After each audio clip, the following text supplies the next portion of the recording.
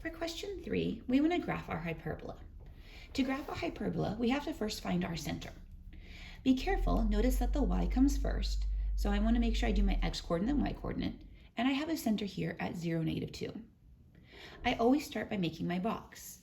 So since my y squared comes first, that means that my a squared is 36, and my a is 6. So then I'm going to travel up and down 6 to get to my vertices. My b squared is going to be 64, so that means I'm going to travel left and right 8 to get my box.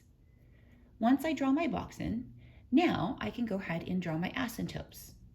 Remember that your asymptotes go through the corner of your box, the center corner of your box. Once your asymptotes are drawn in, then you can go ahead and draw your hyperbola. And again, I know that this one is going to open up and down because my y squared was my positive variable. Once we've drawn our hyperbola in, we want to find the location of our foci. For our hyperbola, remember that c squared is equal to a squared plus b squared. So then I'm going to get that c squared is equal to 36 plus 64, and I get c is 10. So from the center, I want to travel up 10 and down 10, and I'm going to get foci at 0, 8, and 0, -12.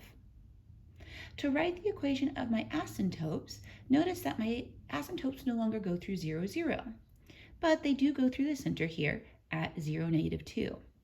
So I can go ahead and put them into point slope form. Y minus y1 equals m times x minus x1. We know our point, which is 0, 2, and we want to find our slope. So if I start from my center and travel to a corner, I'm going to travel up 6 over 8, or up 6 backwards 8, which is going to give me a slope of plus or minus 6/8, which reduces down to 3/4. And feel free to leave it in point slope form.